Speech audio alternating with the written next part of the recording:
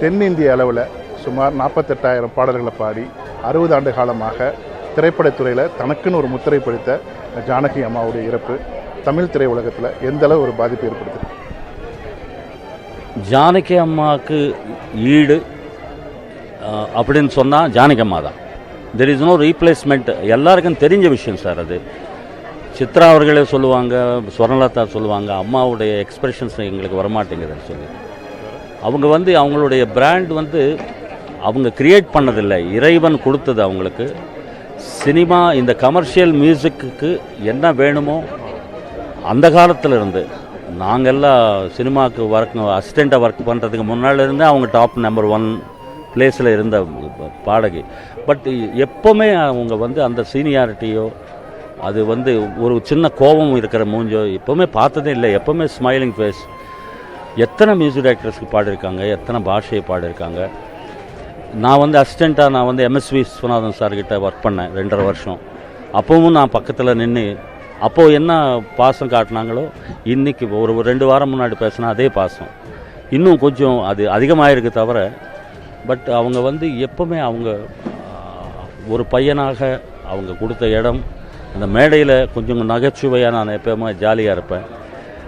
அந்த ஸ்பேஸ் கொடுக்கணுமே. அவங்க அந்த சீனியர்ஸ் அந்த அளவுக்கு அவங்க கலைத்தாய் பக்கத்தில் நின்று பாடுறதே பெரிய பாக்கியம். அதுக்கப்புறம் அவங்க ஸ்பேஸ் கொடுத்தா தான் கொஞ்சம் ஏதாவது ஹியூமரஸாக நம்ம பேசி மக்களை ரசிக்க வைக்க முடியும். அதுக்கெல்லாம் இடம் கொடுத்து நீ மக்களை ரசிக்க வை, நான் ஒன்றும் பாட்டில் தான் பண்ண முடியும் அப்படின்ற மாதிரி நம்மளை என்கரேஜ் பண்ணக்கூடிய கிரேட் பர்சனாலிட்டி சார். அவங்கக்கிட்ட அந்த பணிவு, அந்த ஒர்க்கு பேஷன், அதனுடைய டெடிகேஷன். அவங்க ஒரு ஸ்டூடியோவுக்கு வந்தாங்கன்னா அந்த மியூசிக் டைரக்டர் அந்த சுச்சுவேஷன் அந்த லிரிக்கு நோட் பண்ணும்போது அவங்களுடைய கான்சன்ட்ரேஷன் பார்ப்போம். அசிஸ்டண்ட்டாக இருக்கும்போது அங்கேருந்து கற்றுக்கிட்டது தான் நம்ம எல்லாம். இன்றைக்கி அவங்க பூரணமான ஒரு ஜென்மம் ஹெல்த்தியாக இருந்து போயிருக்காப்புன்ற ஒரு பயங்கர வருத்தம் இருக்குது தவிர. பட் 87 இயர்ஸ்ன்றது ஒரு நல்ல ஹெல்த்தியாக இருந்தாங்க. இந்த 10 நாள் இந்த வைரல் ஃபீவரால் அவங்க கொஞ்சம் கஷ்டப்பட்டிருப்பாங்க தவிர முழுமையான இசை ரசிக பெருமக்களுக்கு ஒரு கிரேட் ஒரு விஷயம் என்னென்னா, நான் பார்த்தது ஒரு 15 வருஷமாக அவங்கள யாராவது விரும்பி அவங்க வீட்டுக்கு கூப்பிட்டா ஒரு ஃபேனாக இருக்கட்டும், அவங்க ரொம்ப ஃபேனாக இருந்தால் தான் அவங்க வீட்டுக்கு போயிட்டு தங்கியிருக்காங்க.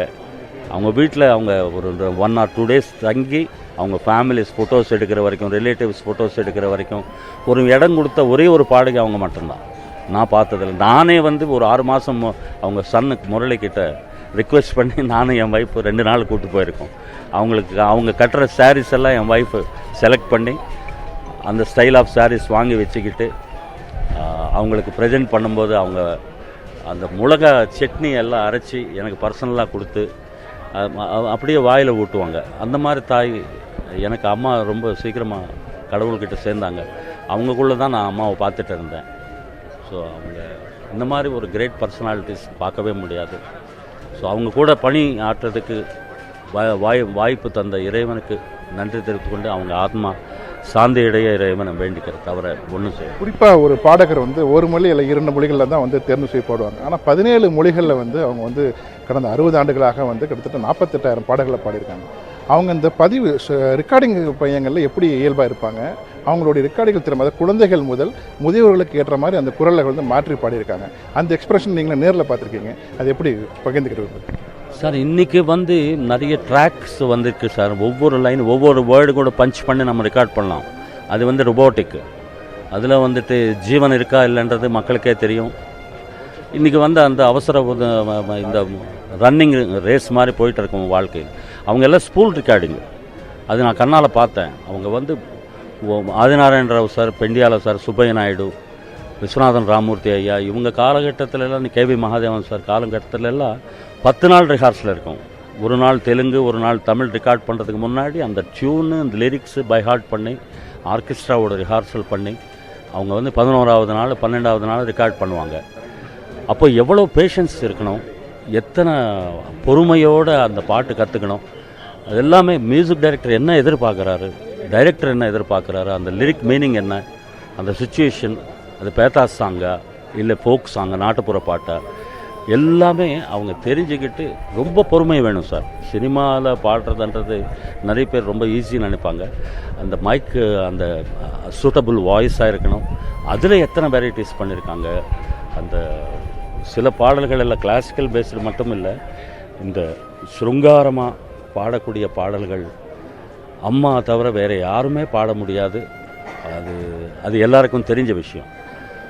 ஸோ அந்த காலத்தில் இருந்த பொறுமை தான் அவங்களுடைய இது வந்து இன்றைக்கி நமக்கு அவங்க கொடுக்குற இசை சொத்து. It's a team work sir. அவங்கெல்லாம் கம்போசர் ஒரு சிங்கரை நம்பி கொடுக்குறாங்கன்னா அவங்க அந்த பாட்டுக்கு நியாயம் பண்ணுவாங்கன்ற ஒரு நம்பிக்கை.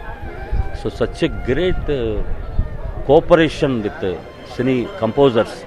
அந்த புலவர்கள், அந்த எழுத்தாளர்கள், இந்த லிரிக்கிஸ்ட் வரும்போது அவங்கக்கிட்ட அந்த இவங்கக்கிட்ட தான் அந்த பணிவெல்லாம் கற்றுக்கிட்டது. நாங்கள் எல்லாம் பார்த்து இவங்களே இவ்வளோ பணிவாக இருக்காங்க, நம்ம ஏமாத்துறோம் அப்படின்னு சொல்லிட்டு இவங்களாக இருக்கட்டும். எஸ்பிபி சார் வந்து நெல்லூரில் ஒரு மியூசிக் காம்படிஷனில் அவங்கள செலக்ட் பண்ணி வந்து தெலுங்கில் கோதண்டபாணி அப்படின்ற கிரேட் மியூசிக் டைரக்டர்கிட்ட அறிமுகப்படுத்திய அந்த மகாதாய் எனக்கு நிறைய மியூசிக் டைரக்டர்கிட்ட என்னை பற்றியும் நிறைய சொன்ன விஷயங்கள் அவங்க சொல்லவே மாட்டாங்க. மற்றவங்க சொல்லி தான் நமக்கு தெரியும். அந்த மாதிரி ஒரு கிரேட் பர்சனாலிட்டி சார். நீங்களும் அம்மாவும் இணைந்து பாடியிருப்பாங்க.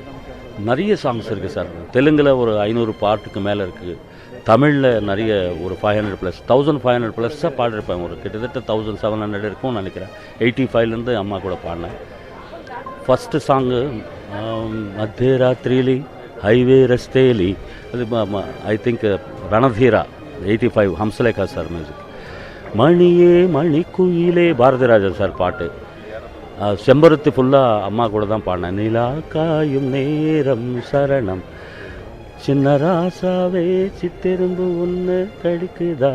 இந்த மாதிரி அவங்க பற்றி நினச்சா நிறைய பாட்டு வருது. பட் எதுவுமே மைண்டில் நிற்க மாட்டேங்குது. அவங்க ரூபந்தான் மைண்டில் வருது. ஸோ நிறைய பாட வாய்ப்பு இந்த ஜென்மத்தில் அவங்க கூட பணியாற்றுறதுக்கு இறைவன் வாய்ப்பு தந்ததுக்கு நான் வந்து எவ்வளோ நன்றி சொன்னாலும் போகாது சிவனுக்கு. புதிய தலைமுறைக்காக மைசூர்லேருந்து பிரதாபுடன் பழனிவேல்.